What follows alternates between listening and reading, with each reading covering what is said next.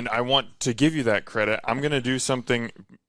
This might be weird, but Okay. I'm gonna eat one on air. All right, do it. While you describe it, because you've Okay. said you would put these up against any in Omaha. So I would. I gotta try it, and I gotta try it while it's warm.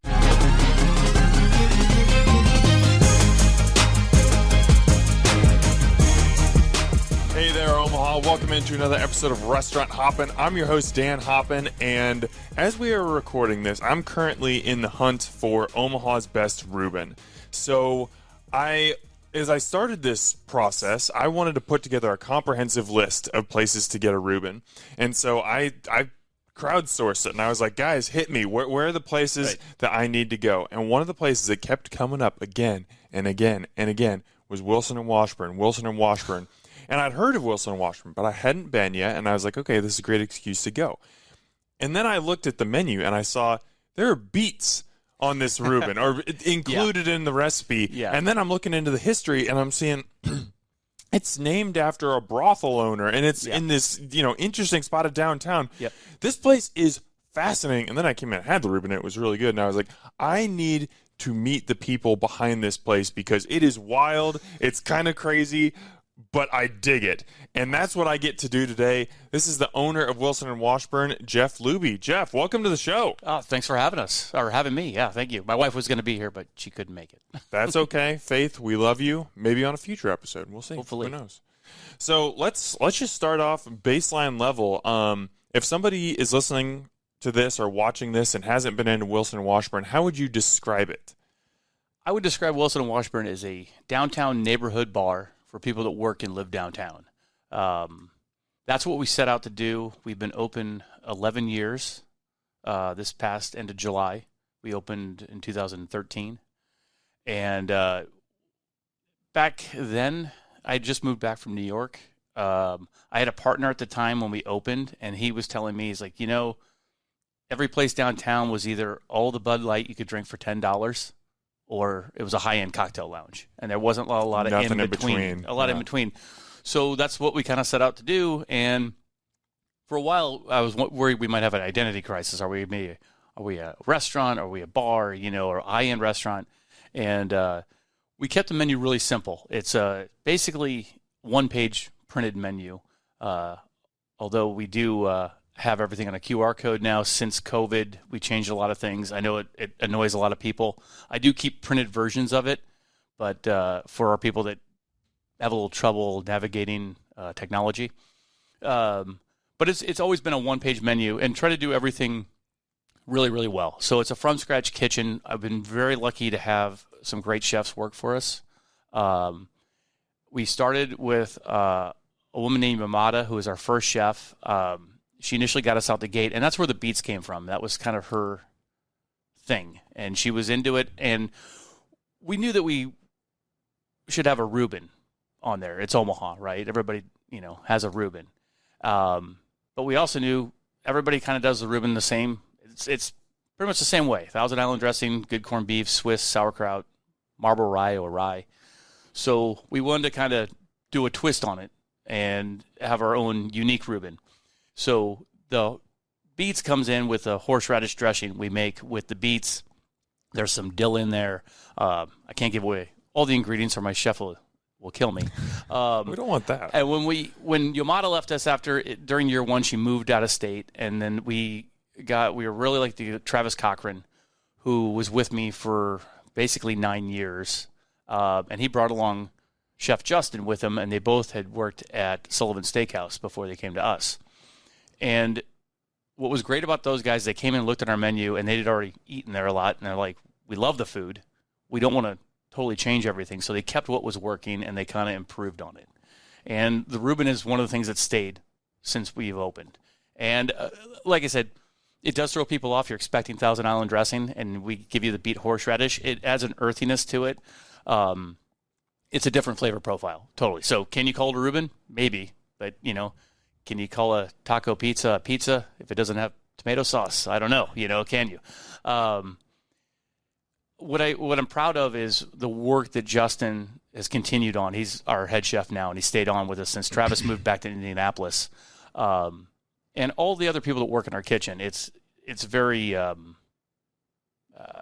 should I say, everybody Collaborative? Collaborative, thank you. That's what I'm here for. Exactly.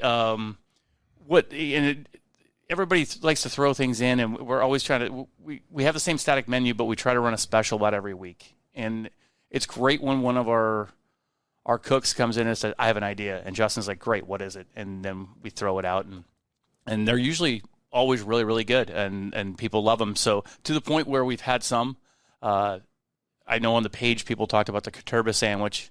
Our friend Jeff Katurba, who's cartoonist, formerly of the World Herald. Formerly of the World Herald. Very and famous. He always would tell Travis and Justin, man, I love stroganoff. And so Travis made a stroganoff hoagie, basically, and we named it the Katurba.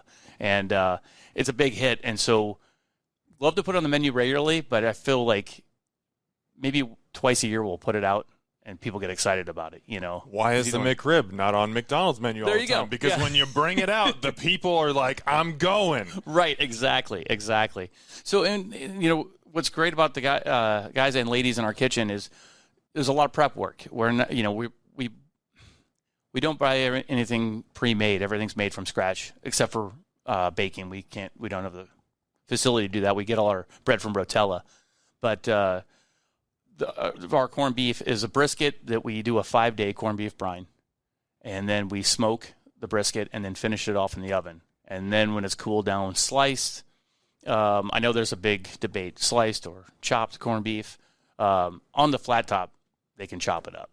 And it usually is torn up a little bit. I think it's better for the sandwich. It doesn't pull apart, you know, I agree. when people eat. But yeah, it's we also use it in our corned beef hash for brunch, which is my favorite item, because we use our peppers and onions from our Philly steak and diced potatoes with poached eggs, and they're fantastic. So. Okay, so I want to get into what you were just talking about there. But first, just if anybody's listening to this at any point in the conversation, they're just like, this place sounds awesome. I need to check this out. Located right off 14th and Harney, Wilson and Washburn is kind of a brick facade, long, skinny restaurant, but lots of room in there. Very comfortable, super cool atmosphere that I also want to talk about. But what you were just saying, that you're talking about this corned beef, which is essentially on your Reuben and your corned beef hash. So like 2 menu items. Mm-hmm. You're brining that. You're smoking that yourself. I mean, you're shaving beets. You are frying wings to order. You are smoking brisket on site. These are not things that a typical bar does. And like most people, when they come to a bar, you know, they have an expectation for food where it's more there to be something to snack on or to be passable. They're not necessarily expecting restaurant quality food, but you give that to them anyway. What was kind of, as you came up with this concept for Wilson and Washburn and said, you know what, we're not just going to do standard bar food, we're going to take it to the next level. Right. Why? What was the thinking behind that? Well, we wanted to serve quality food that people in Omaha deserve. You don't have to be a fine dining restaurant to do things from scratch. You know, we only have so much room in our kitchen. Like you said, you've seen it. It's a railroad kind of space. We are lucky to have a huge walk-in downstairs, a lot of storage space, so we can hold things down there. And like I said, our chefs were really smart about how they prep everything. We keep the menu small so we can kick it out, because our busiest times is Orpheum season. We're right next door to the Orpheum Theater. Right. So from 5 to 7, we're packed upstairs, downstairs, and it's like, we got to get people in and out because they got a show to make. So it's to the point where, yes, it's a from-scratch kitchen, and then the food comes out in a 10-minute ticket time, and they're like, wait a minute, is this fast food, or is it like, no, they just have everything pre-portioned out, ready to go. It's kind of, for lack of a better word, idiot-proofed, to get it out fast, but it's still quality. And, that's it. It was just, yes, we are a bar restaurant, but M's isn't a fine dining restaurant, but it's an elevated restaurant. Oh, sure. And I don't put us in the same level as M's or as far as like your dining experience. But yeah, with 24 craft beers, we made a commitment to do only American craft, because every place you go, you can get plenty of domestic beers. And I always joke with people like, well, why don't you have American beers? I'm like, every one of our beers is American. It's made in the United States. Coors and Budweiser are foreign-owned anyway, so you're supporting a foreign-owned company if you're drinking those, Listen, they all have their place. I play a lot of beer league hockey. I drink a lot of Busch Light. I ate all day long. But we just decided to make a commitment to just do American craft. So we have a Pilsner on from Missouri, Burr Oak Brewery. And if people ask for a Michelob Ultra or a Bud, I'm like, try this. And I call it the gateway beer to craft. So that's kind of what we went for was, like I said, not to be snobbery about it, but just like elevated a little bit as far as quality of food, but you still feel like you're in a neighborhood bar and restaurant. Sure. And as an example, you brought in, I did not ask for this, but No, you did not. this. You brought in wings today. The wings are very special to me. Right. I feel we do a really great job with them, and I don't think we get the credit we deserve sometimes. And I want to give you that credit. I'm going to do something. This might be weird, but Okay. I'm gonna eat one on air. All right, do it. While you describe it, because you've Okay. said you would put these up against any in Omaha. So I would. gotta try it, and I gotta try it while it's warm. Right, and I'm not going to say we're the best in town, but I'll put them up there. Like, I love Trax. I love Oscars. Everybody does a great job with their wings, and they should be proud of them. Holy smoke! These wings are huge, by the way. Like, So we get our wings look from at that. Yep. We source them from U.S. Foods. We do a smoke on them. We par cook them in our smoker. Then we portion them out, and then when you come in, we throw them in the fryer, so they're fried to order. So they don't take as long to come out because they're not cooked from raw. So then we make our own house buffalo sauce in-house. I took the liberty of char-buffing them for you because a lot of times we can serve them naked. Yeah. Dude. So we can serve it with our house blue cheese dressing, a house ranch. We have a house barbecue sauce we can do for you. But there you go. See, he's just ripping into it. I mean, just the amount of meat on this wing, just to start with, the quality of the chicken's fantastic. Just get a little bit of heat from that buffalo. Yep. There's a good smokiness. I'm sorry, everybody. I'm crunching on it a little bit, but I love the addition of the char buff. I don't know why every restaurant doesn't give that option.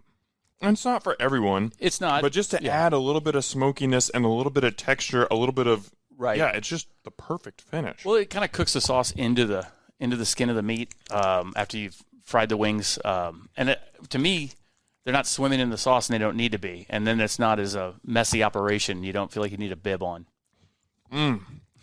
Okay. Well, that was fantastic. Yep. I can attest to those being great. We're back. Okay. Faith, your wife, described Wilson Washburn as such in an article that I found a couple years ago. Oh, okay. She said, "We specialize in comfort food, but with a twist. Nothing too fancy, nothing overly pricey." So how does that description define the ethos of Wilson and Washburn to you? Well, let's go back to it, how we came up with the name Wilson and Washburn. So Anna Wilson and Josie Washburn were two madams that ran downtown Omaha at the turn of the century. And the building we're in is an 1880s built building. So we wanted to tie into that history. And my old partner, Eric Hochstein, was like, have you ever heard of Anna Wilson? I'm like, no, but I'm about to. So we did some research on her. Found a lot about her in the book Dirty Wicked Town, Tales of Omaha from the 19th century. Great history book of Omaha. And Anna was, she was a brothel owner, but she was also a philanthropist. She did a lot for women. She donated her mansion as a hospital. Yes. She tried to gift it the last 10 years of her life. They wouldn't accept it as a gift, so she leased it to the city for like $100 a month or a year, whatever it was back then. And then at her death, she willed it to the city, along with her entire estate, which was worth about $1.2 million in 1911. So a lot of money back then. Mm-hmm. And under the stipulation that she keep all her children's charities, she had orphanages she started for women and children, and that those would be well taken care of, and that she'd be buried next to her old partner Dan Allen in Prospect Hill, which she is, under a 9-foot by 9-foot slab of concrete, so the women of society wouldn't desecrate her grave, because a lot of her clients were captains of industry in Omaha. This is this is right when the railroad was being built, and this is before the reign of Boss Dennison.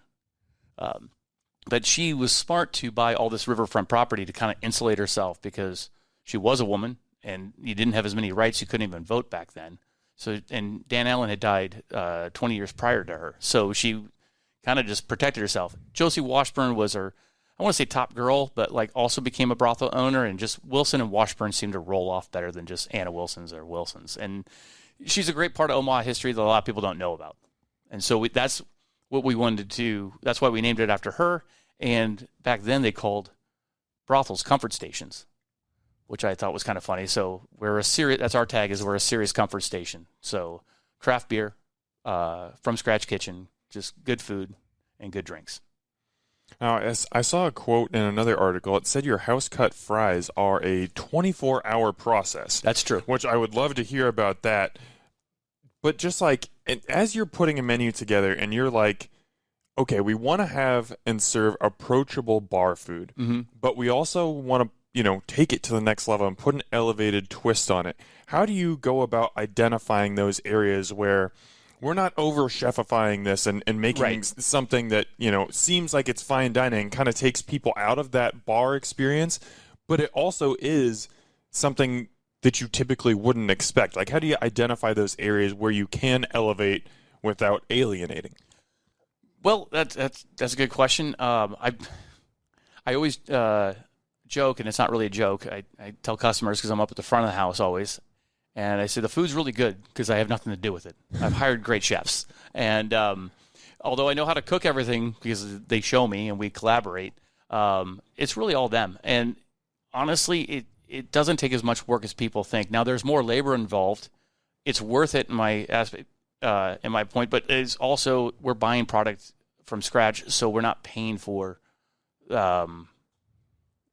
pre-processed food, which costs more anyway. So yeah, you're either paying for the labor or you're paying it for Cisco right out of a bag.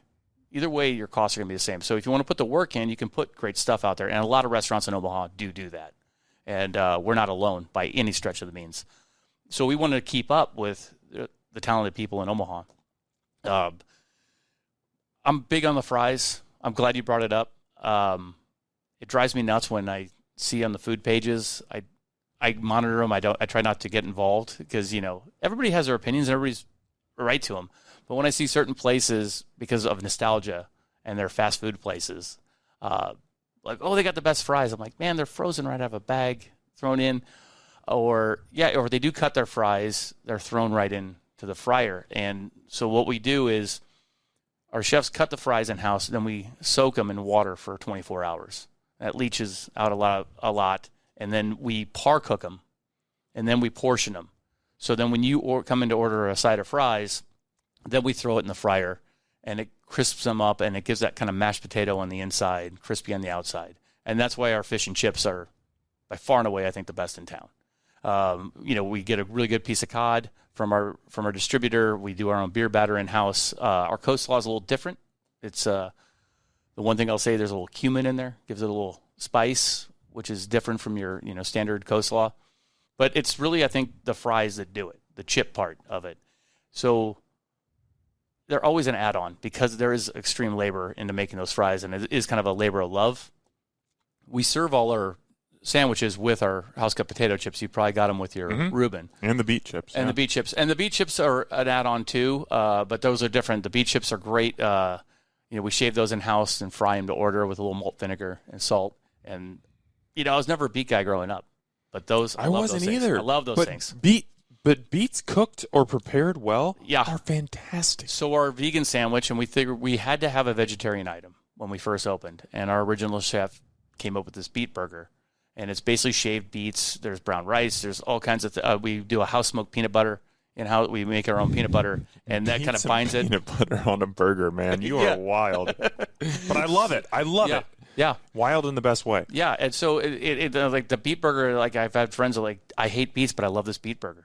And I'm like, well, it's because you got beets as a kid that were just like raw beets basically, and, not prepared. So, yeah, maybe I'm getting off track here what your original question was, but it's those little attention to detail, and they're not that hard. I mean, our people in the kitchen do a great job. We have a prep list, and they kick it out, I still have like that pleasant lingering heat on my lips from eating that wing time, but in the best way. Like, I love that feeling where it's not like overwhelming or blowing me out or anything, but it's just kind of like there. Yeah, we don't have different levels of wing sauce. You just ate a great wing. Yeah, we don't have levels of wing sauce like hot, medium, mild. It's just one level. It's pretty. I call it a medium hot.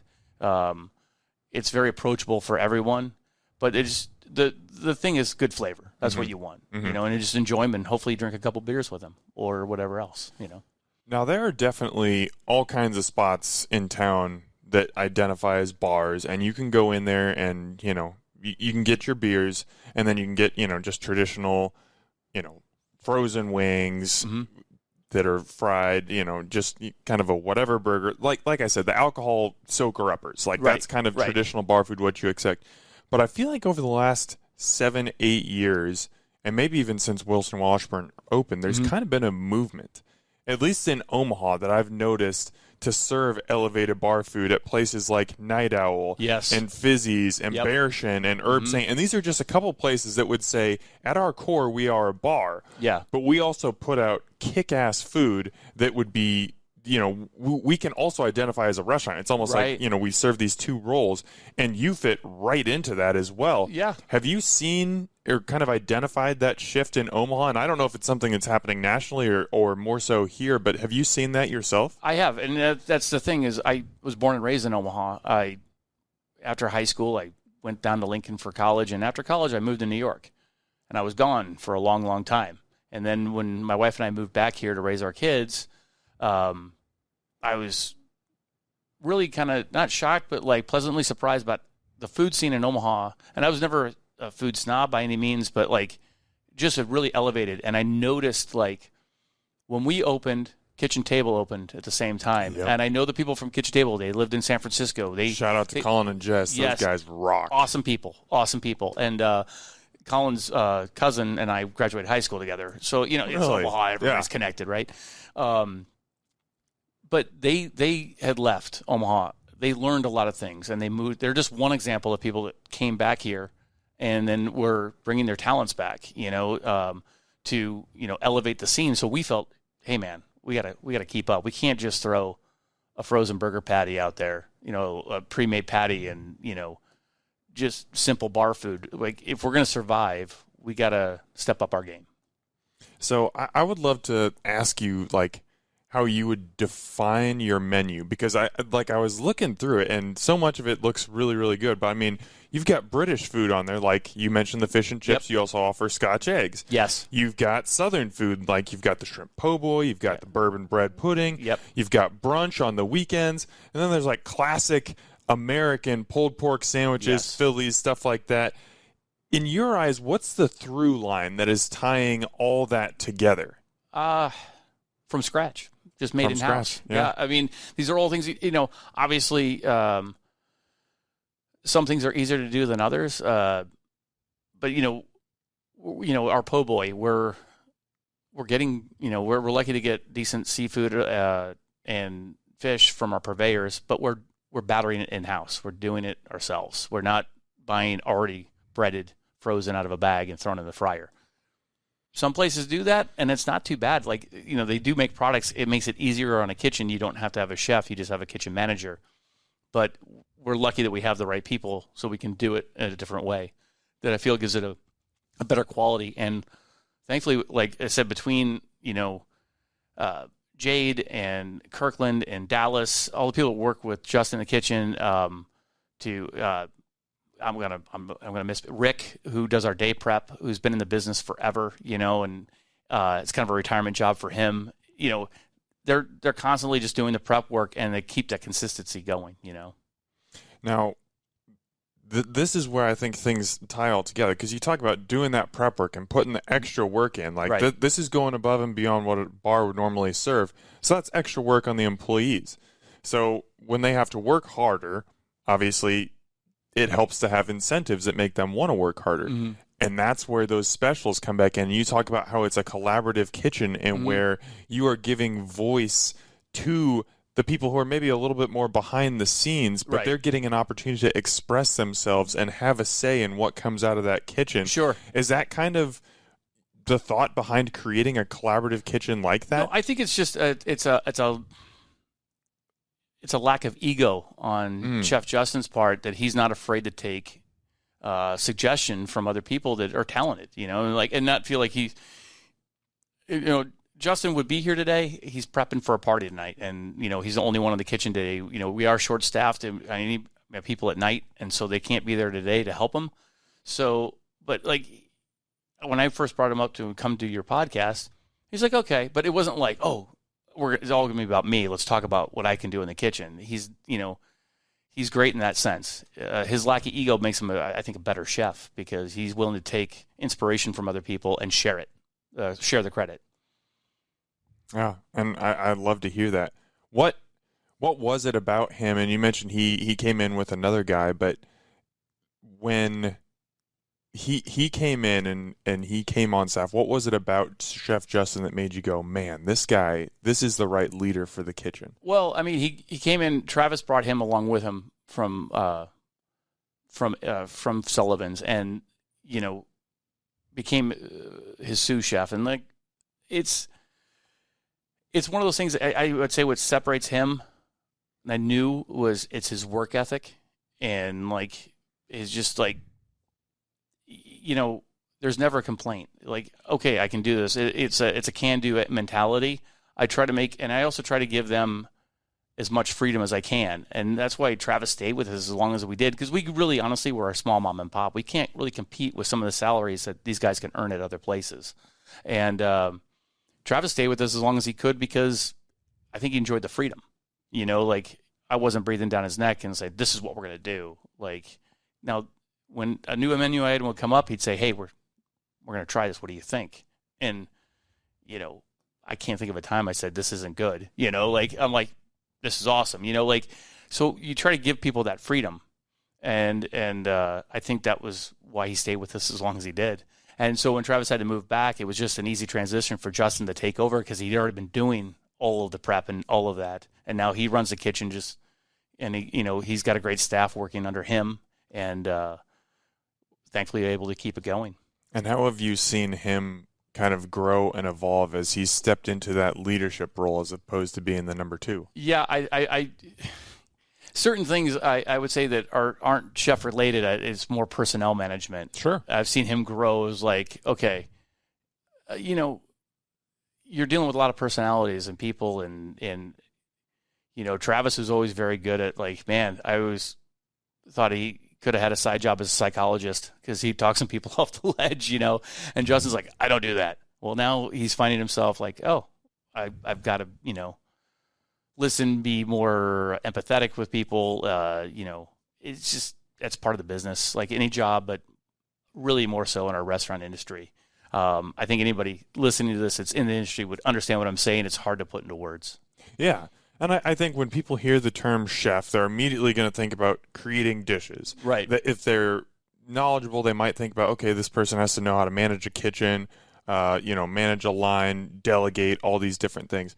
Personality management is a huge part of being a chef because there are so many different eccentric personalities that live in that world, and you have to be able to relate to a bunch of different kinds of people and know how to communicate with them in a way that's going to draw the best out of them. Yeah, and that's exactly it. And it's no different the front of house or the back of house. Everybody's every person's different, and they so just managing personalities, or I want to say egos, but just make sure people feel comfortable and want to come into work. And you can pay people a certain amount, and we try to pay people as much as we can, and still manage to stay open. But at the end of the day, a couple of dollars an hour isn't as important as your mental state.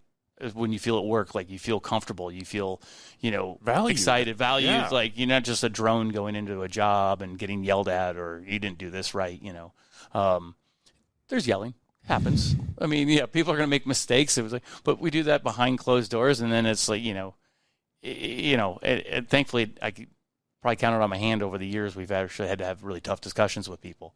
So we've been very, very, very lucky to have some great people work with us through the years. One of my former bartenders opened a barbecue restaurant. You probably know Lazy Buffalo. Really? Yeah, so Who? Brady Hess. I just had him on the podcast a couple weeks ago. Brady, I did not know that he awesome worked at dude. Wilson Washburn. Yep, him and his partner, they're great guys. Brady came on with us and was one of my lead bartenders for a while. Great with cocktails. And then after he left us to help run Culprit, and then I think he's got burnt out doing that part of it. And then he's always had a talent for, cooking and smoking meats. And finally, after pop-up after pop-up, I was very excited when he got Lazy Buffalo opened. And I think it's fantastic. So I agree. Shout out to Brady and Evan. Those dudes can make some awesome barbecue. They can. They're awesome. Yes. Yeah. So we've been, over the years, we've been lucky to have people like that come in and out of our doors and go to other places. And it's a small community in Omaha, and I always kind of cringe when I read on some of the Facebook pages when people, and it's, that aren't in the industry start dissing. I'm like, be careful what you say, because it's Omaha.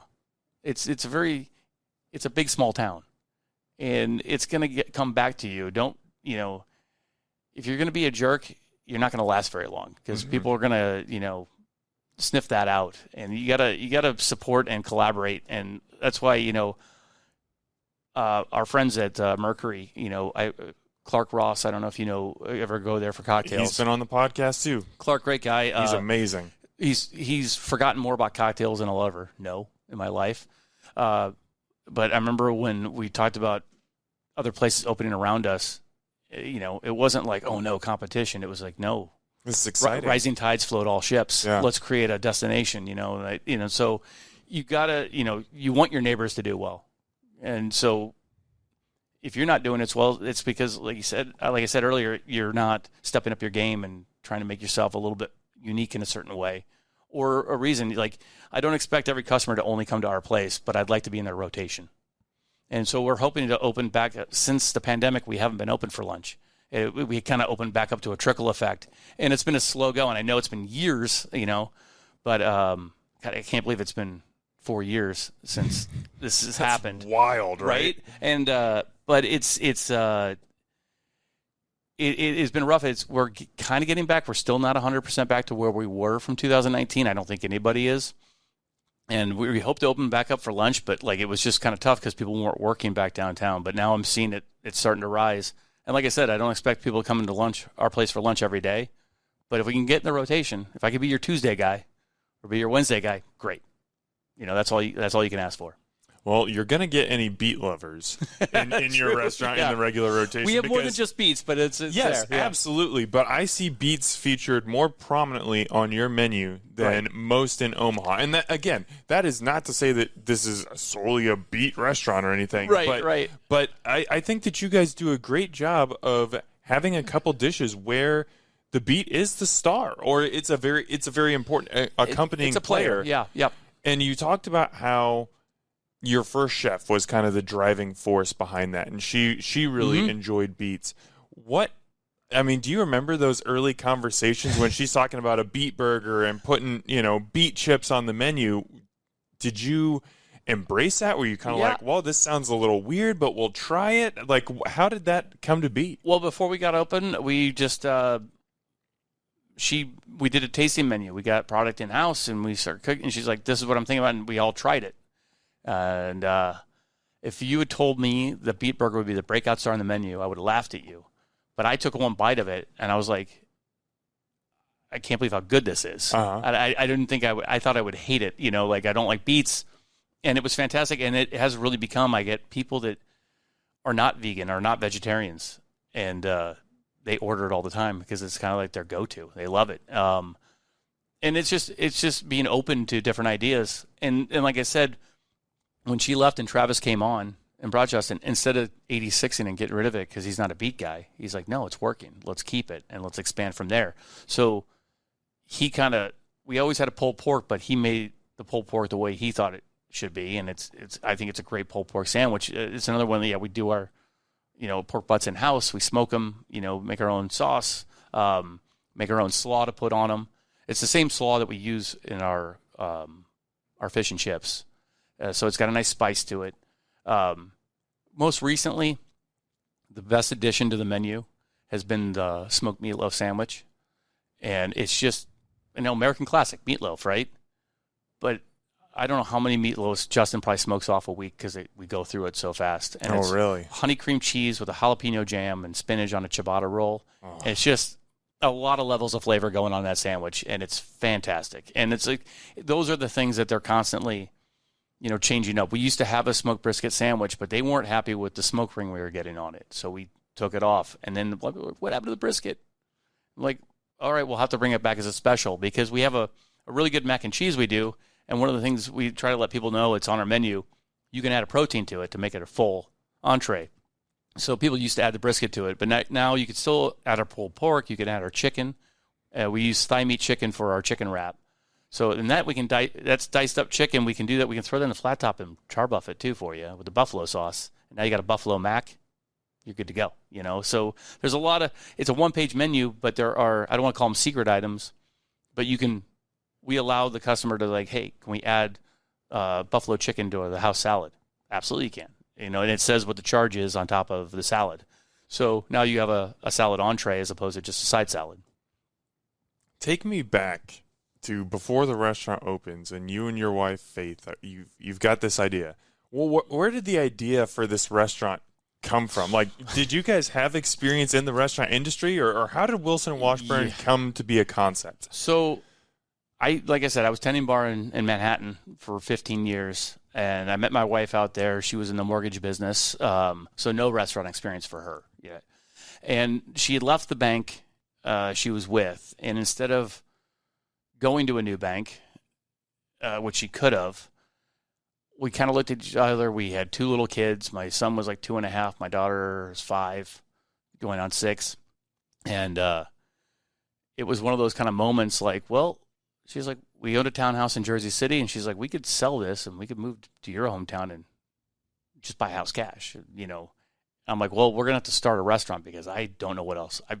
I got no other skill sets. I don't know what to do. I've been in the restaurant industry since college, And she's like, yeah, let's do it. And my buddy, Eric, who's not in the restaurant business, on a different end, he does some supply side stuff, is a big foodie, and he just was like, hey, man, he always called me, what do you think about this? What about opening a place like this in Omaha? Over the years, so I reached out to him, you still want to open a restaurant? And he goes, I do.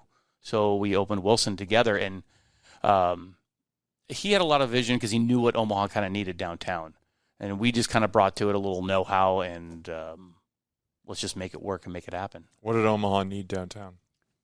A good neighborhood place that was in between a dive bar and a high-end cocktail restaurant. At the beginning, Yeah.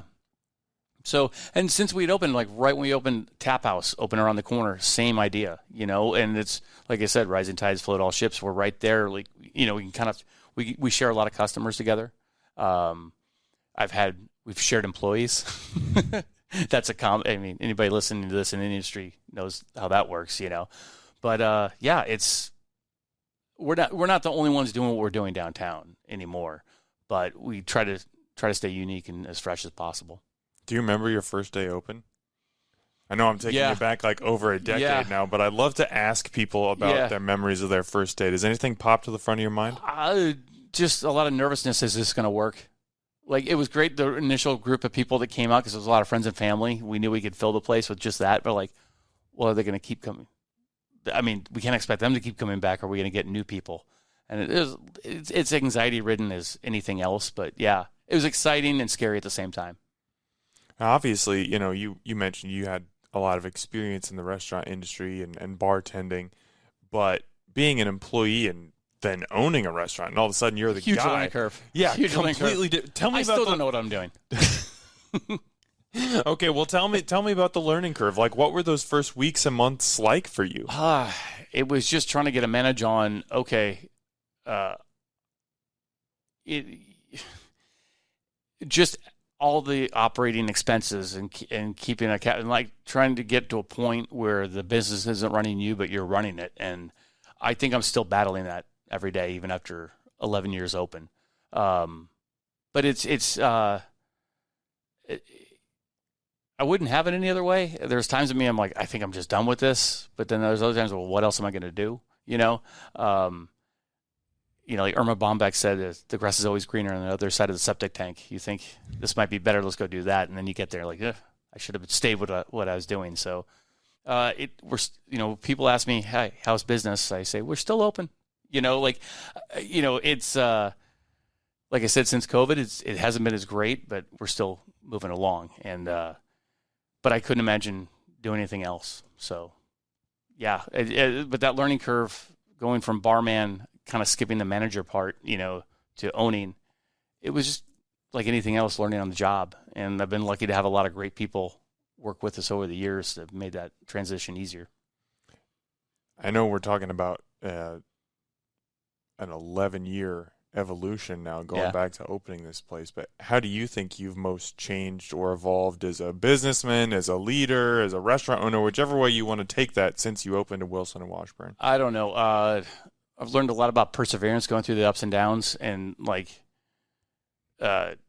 getting through a lot of my own self-doubt, which I think everybody, goes through. I still have, always going to have, but then, you just gotta, I've been lucky, the support of my wife, who's always been like the best partner you could have, to just when I'm getting down, she'll slap me in the side of the head, like, what's wrong with you?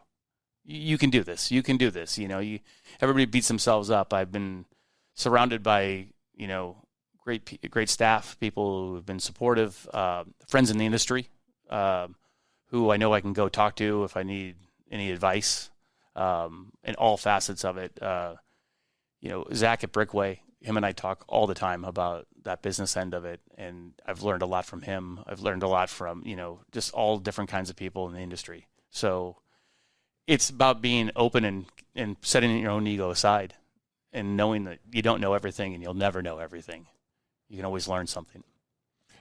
Something that you keep bringing up that I just absolutely love is you keep naming all these other restaurants and bars that you've learned from, or you have friends that work there, and you use the line that the rising tide lifts all boats.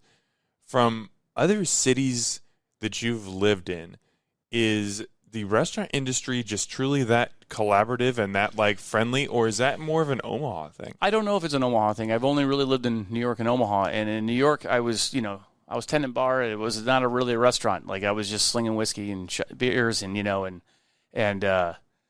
but I knew a lot of friends in the restaurant industry, aside chefs, and behind closed doors they can talk. But I don't know if they're ever pimping each other as much, because it's a bigger market and it's more cutthroat. There's 5,000 bars and restaurants in Manhattan. You'll never get to them all. I was there for 15 years, and I lucky if I went to 5% of them. So it's I don't know, but I think anywhere, if you're in the industry, there's already a kind of a camaraderie because you've been through it. It's a different kind of people that work in it. It's not for everyone. Definitely not for everyone. But yeah, I don't know if I'm putting this right. No, you're doing great. But if you can always tell somebody that's worked in, and not everybody that works in the industry are great people either. So, you just because, you don't automatically have camaraderie with them, but once you find somebody that's like-minded and you're like, oh yeah, you get it. Or, and that's usually the people that have been open a long time. That's who, I've been lucky. The people I've mentioned are still in business and still doing well. And so I've been lucky to surround myself with people like that and to learn from. And now you're kind of one of those people. I mean, you've been, don't discredit yourself. You've run a successful restaurant/bar for over a decade now. That is a huge accomplishment. How have you, because I know that you are, how have you turned around and kind of paid that forward for some of the other concepts that have maybe opened since? Just to be there. If somebody has a question, I'll try to answer it as best I can. And I won't always have answers for them. Or just simply cheerlead. I can't take credit for anybody that's opened a place, obviously, but I've been honored when they've come to me and hey, I'm going to do this. What do you think? And we can talk out some ideas. And I'm like, this might work. This might not work. I don't always have the exact answers for them, but that's about really all I can bring to the table. Is just my own life experience, and they can hopefully learn from my successes and many failures. So that sounds cliche, but it's really all any of us can do. Let's talk a little bit about the design of the restaurant, because Okay. obviously it's a place that you designed it to be steeped in history, and it's intended to make people think of, Right. this time, this period before.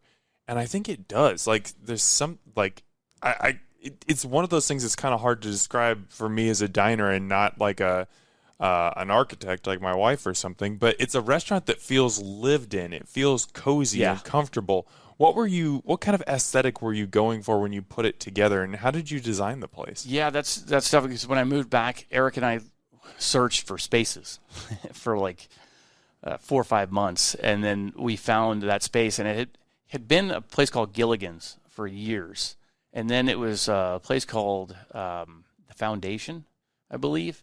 And it was like a craft beer bar. They didn't do much of a kitchen. They had the kitchen already in there, and the balcony space was already built out in the upstairs bar. So we have a party room up there. Shameless plug.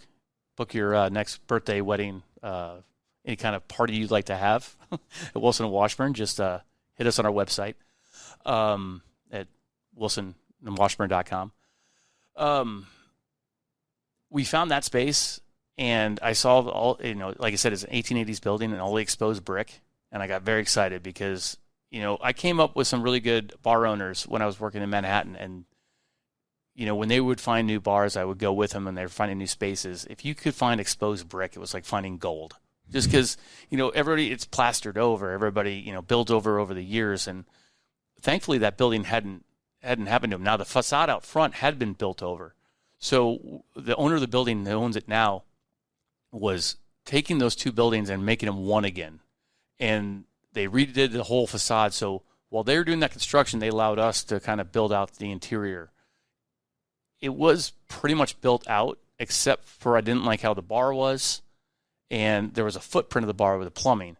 So we had the bar built, and I was lucky enough to have a guy out in Waterloo who built our back bar. And I said, I want it to look like it's been there 100 years. So I want a classic wood to enhance that brick there, make that, kind of the star of it. And that's why the tables, the chairs, all the wood, it was just kind of like make it look like it's been there a very, very, very long time. But that brick adds that coziness, that warmth to it. It's a wonky space as far as the length of it, and trying to maximize as much tables and chairs as we can. We're lucky that we have a balcony space upstairs, so I can seat about 24 to 30 people up there for busy nights, like for show rushes or private events. And then the back bar goes even deeper. We can do up to like 75 people. It's buffet style food, though, off our catering menu. We can't do a sit down dining for groups over 24, if that makes sense. At that point, we tell people, like, hey, order off our catering menu. You won't be disappointed, but you have your own dedicated bartender up there, and it's like your own private party space.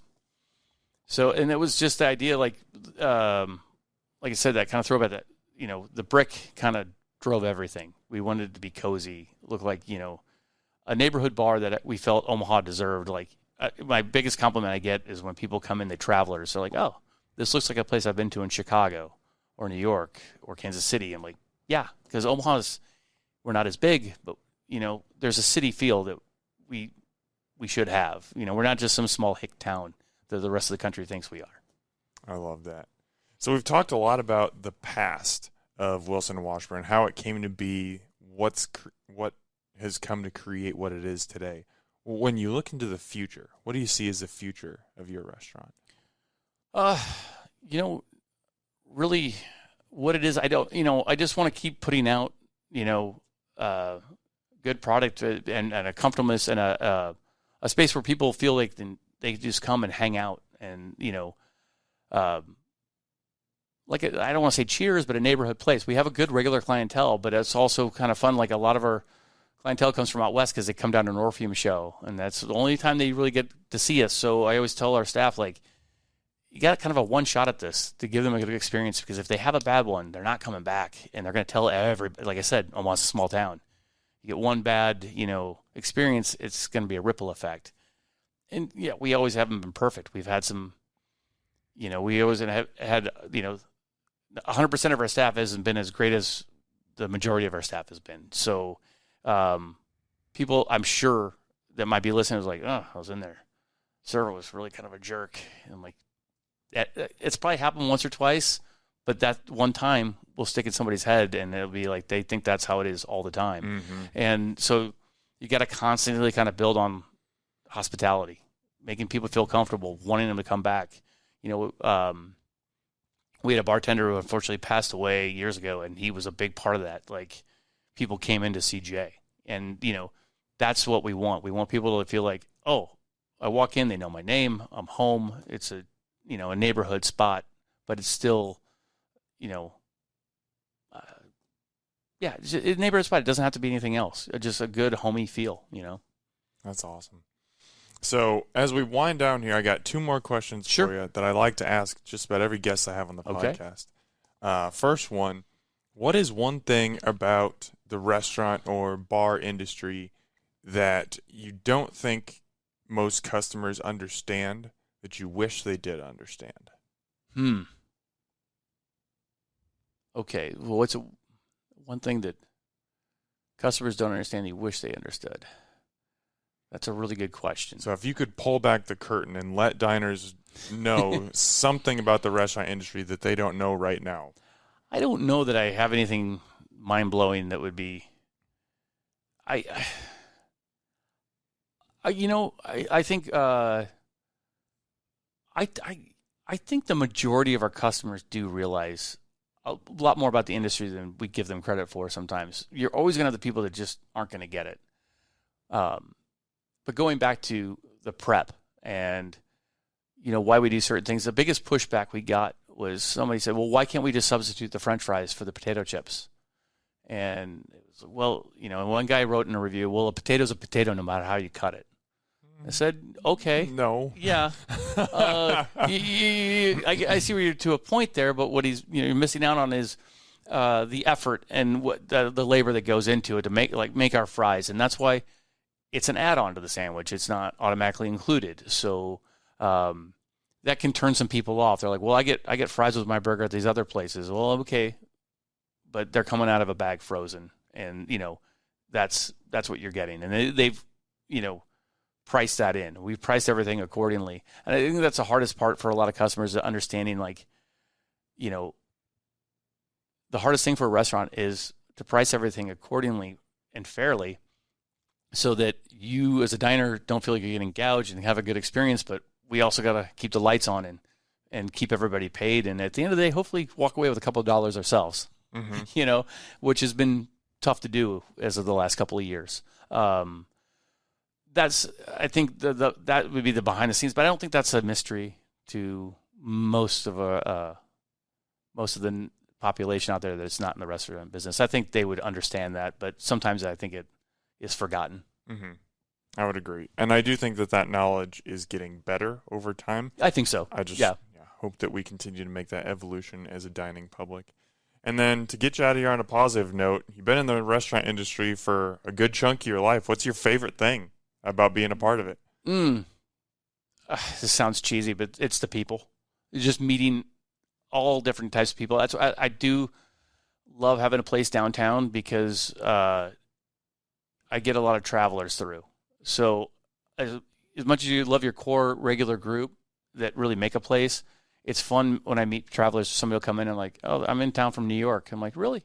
Attend a bar here? And then all of a sudden you're having a conversation about this, that, and other place. And you get to meet a lot of people. And that's what I loved about it when I was in New York City. There's an old saying, if you stay in one spot long enough, the world will come to you. And that's kind of what being in a bar or restaurant can do sometimes when you have travelers come through and you get to meet all different types of people. And then, introducing those people to other people. It's kind of fun to watch those relationships happen. We've had couples who have met for the first time in a bar or had their first date in a bar.